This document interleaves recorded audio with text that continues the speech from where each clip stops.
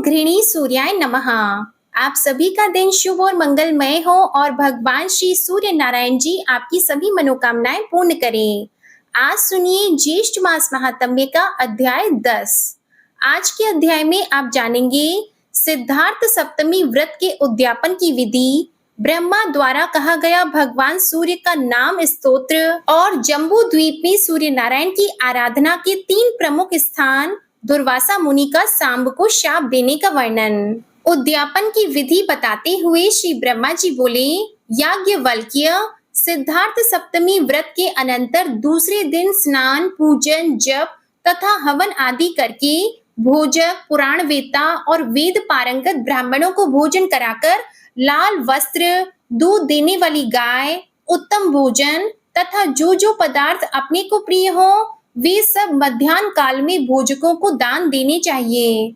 यदि भोजक न प्राप्त हो सके तो पौराणिक को, और पौराणिक न मिल सके तो साम वेद जानने वाले मंत्रविद ब्राह्मण को वे सभी वस्तुएं देनी चाहिए। मुने, यह सिद्धार्थ सप्तमी के उद्यापन की संक्षिप्त विधि है। इस प्रकार भक्ति पूर्वक 7 सप्तमी का व्रत करने से अनंत सुखों की प्राप्ति होती है और 10 अश्वमेध यज्ञ का फल भी प्राप्त होता है। इस व्रत से सभी कार्य सिद्ध हो जाते हैं।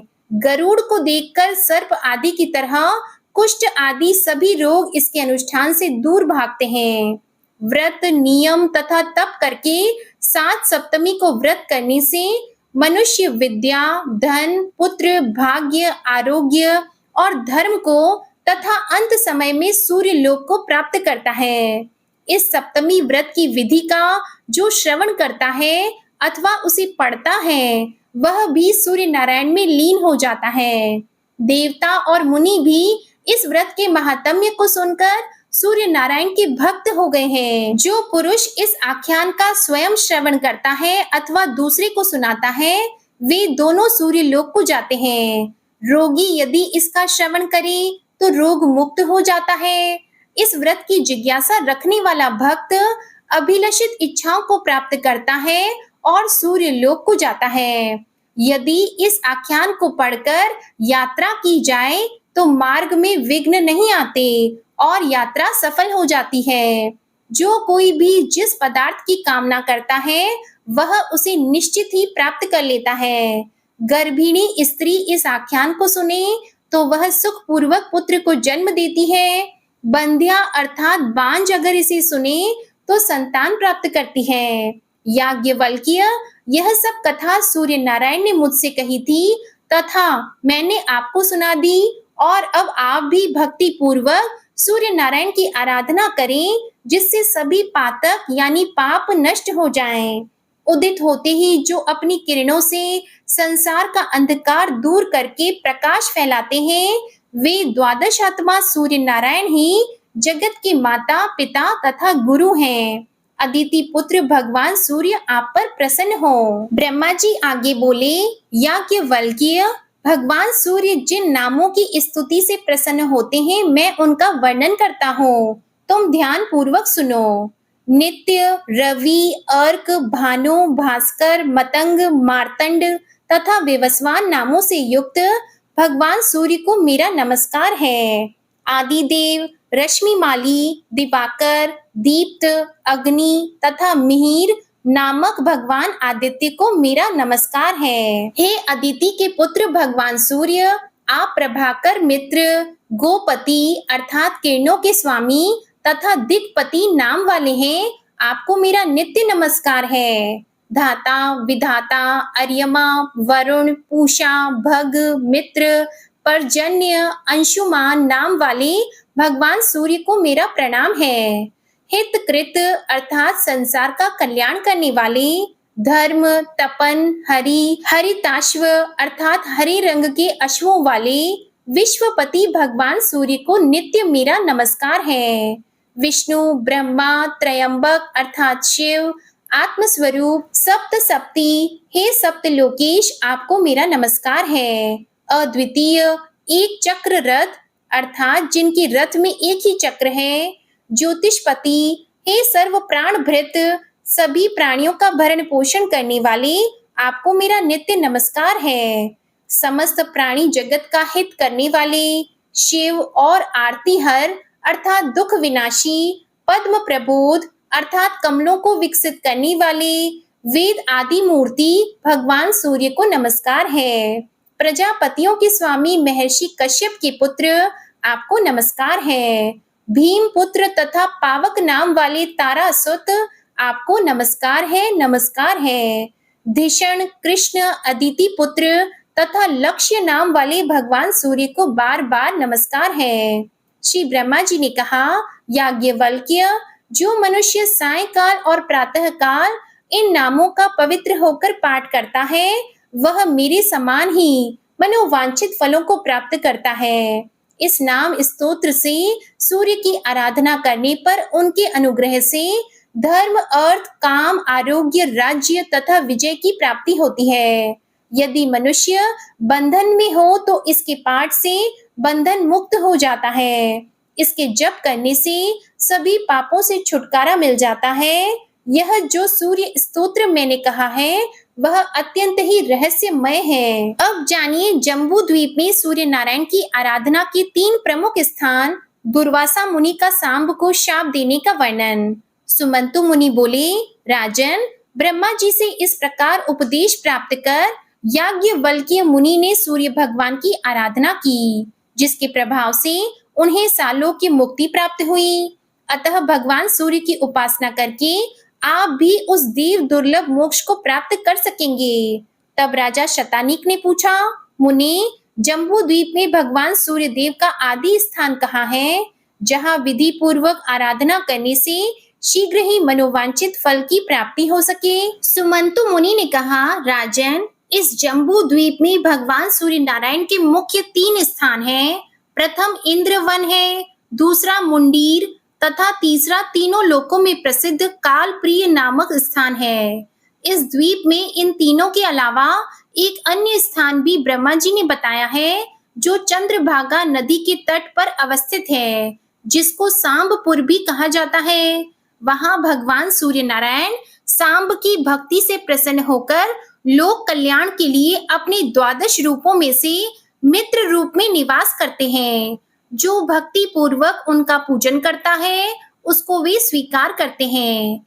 राजा शतानीक ने पुनः पूछा, महामुनि, सांब कौन है, किसका पुत्र है, भगवान सूर्य ने उसके ऊपर अपनी कृपा क्यों की, यह भी आप बताने की कृपा करें।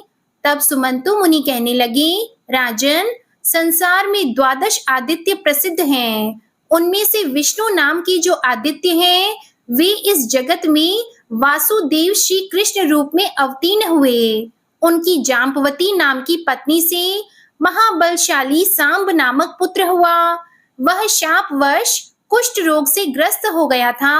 उससे मुक्त होने के लिए उसने भगवान सूर्य नारायण की आराधना की और उसी ने अपने नाम से सांबपुर नामक एक नगर बसाया और यहीं पर भगवान सूर्य नारायण की प्रथम प्रतिमा प्रतिष्ठापित की। तब राजा शतानीक ने पूछा, महाराज, सांब के द्वारा ऐसा कौन सा अपराध हुआ था जिससे उसे इतना कठोर शाप मिला? थोड़े से अपराध पर तो शाप नहीं मिलता है। तब सुमंतु मुनि कहने लगे, राजन, इस वृतांत का वर्णन हम संक्षेप में कर रहे हैं, आप सावधान होकर सुनिए। एक समय रुद्र के अवतार भूत दुर्वासा मुनि तीनों लोकों में विचरण करते हुए द्वारकापुरी में आए। उन्होंने पीले पीले नेत्रों से युक्त कृश शरीर, अत्यंत विकृत रूप वाले दुर्वासा को देखकर सांब अपने सुंदर स्वरूप के अहंकार में आकर उनके देखने, चलने आदि चेष्टाओं की नकल करने लगे। उनके मुख के समान अपना ही विकृत मुख बनाकर उन्हीं की भांति चलने लगे। यह देखकर और सांब को रूप तथा यौवन का अत्यंत अभिमान है, यह समझकर दुर्वासा मुनि को अत्यधिक क्रोध हो आया। वे क्रोध से कांपते हुए यह कह उठे, सांब, मुझे कुरूप और अपने को अति रूप संपन्न मानकर तूने मेरा परिहास किया है। जा, तू शीघ्र ही कुष्ठ रोग से ग्रस्त हो जाएगा। ऐसे ही एक बार पुनः परिहास किए जाने के कारण दुर्वासा मुनि को फिर शाप देना पड़ा और उसी शाप के फल स्वरूप सांब से लोहे का एक मूसल उत्पन्न हुआ, जो समस्त यदुवंशियों के विनाश का कारण बना। इसलिए देवता, गुरु और ब्राह्मण आदि की अवज्ञा बुद्धिमान पुरुष को कभी नहीं करनी चाहिए। इन लोगों के सामने सदैव विनम्र ही बना रहना चाहिए और सदा मधुर वाणी ही बोलनी चाहिए। राजन, ब्रह्मा जी ने भगवान शिव के सामने जो 2 श्लोक पढ़े थे, क्या आपने उनको सुना नहीं है? इन श्लोकों का हिंदी अनुवाद है, जो धर्मात्मा है तथा जिसने सम्मान एवं क्रोध पर विजय प्राप्त कर ली है, विद्या से युक्त और विनम्र है, दूसरे को संताप नहीं देता, अपनी स्त्री से संतुष्ट है तथा पराई स्त्री का परित्याग करने वाला है, ऐसे मनुष्य के लिए संसार में किंचन मात्र भी भय नहीं है। पुरुष को चंद्रमा, जल, चंदन और शीतल छाया वैसा आनंदित नहीं कर पाते हैं, जैसा आनंद उस हितकारी मधुर वाणी सुनने से प्राप्त होता है। राजन, इस प्रकार दुर्वासा मुनि के शाप से सांब को कुष्ठ रोग हुआ था। इसके बाद उसने भगवान सूर्य नारायण की आराधना करके पुनः अपने सुंदर रूप तथा आरोग्य को प्राप्त किया और अपने नाम का सांबपुर नामक एक नगर बसाकर उसमें भगवान सूर्य को प्रतिष्ठापित किया था। जय श्री कृष्णा। आज का अध्याय यहीं समाप्त हुआ।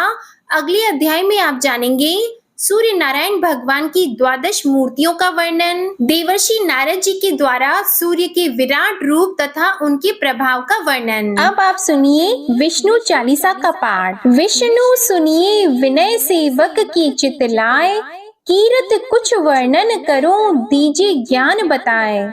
नमो विष्णु भगवान खरारी, कष्ट नशावन अखिल बिहारी। प्रबल जगत में शक्ति तुम्हारी, त्रिभुवन फैल रही उजियारी। सुंदर रूप मनोहर सूरत, सरल स्वभाव मोहनी मूरत।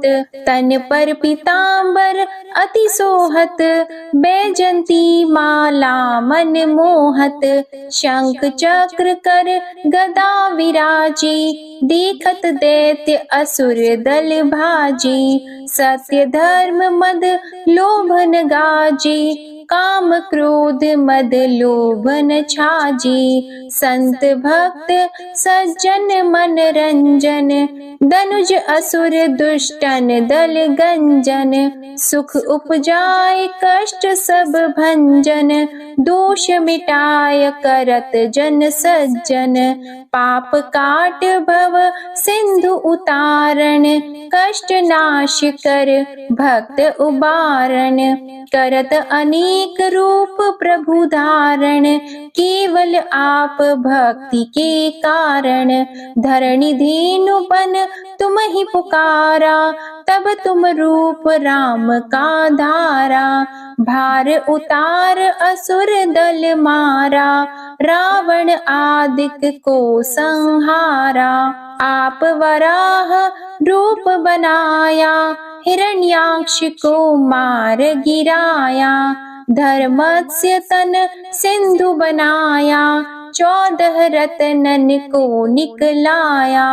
अमिलख असुरन द्वंद मचाया, रूप मोहिनी आप दिखाया। देवों को अमृत पान कराया, असुरन को छवि से बहलाया। कूर्म रूप धर सिंधु मझाया, मंदराचल गिरि तुरत उठाया। शंकर का तुम फंद छुड़ाया, भस्मासुर को रूप दिखाया। वेदन को जब असुर डुबाया, कर प्रबंध उन्हें ढूंढवाया। मोहित बन कर खल ही नचाया, उस ही कर से भस्म कराया।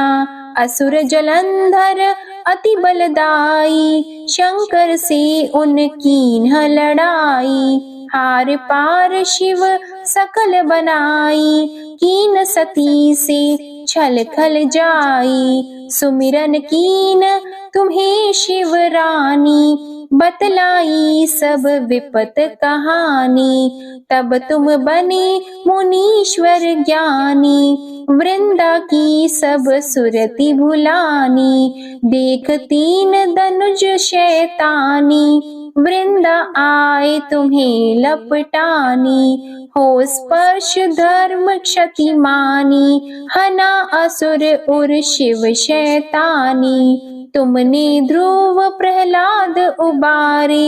हिरणाकुश आदिक खल मारे, गणिका और अजामिल तारे।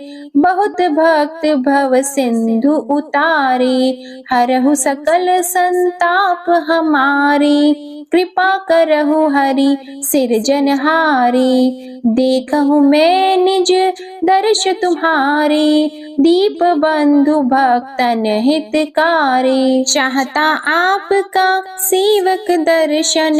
करहु दया अपनी मधुसूदन, जानो नहीं योग्य जब पूजन। होय यज्ञ स्तुति अनुमोदन, शील दया संतोष सुलक्षण। विदित नहीं व्रत बोध विलक्षण, करहु आपका किस विधि पूजन। कुमति विलोक होत दुख भीषण, करहु प्रणाम कौन विधि सुमिरन। कौन भांति मैं करहु समर्पण, सुर मुनि करत सदा सेवकाई। हर्षित रहत परम गति पाई, दीन दुखिन पर सदा सहाई। निज जन जान लेव अपनाई, पाप दोष संताप नशाओ।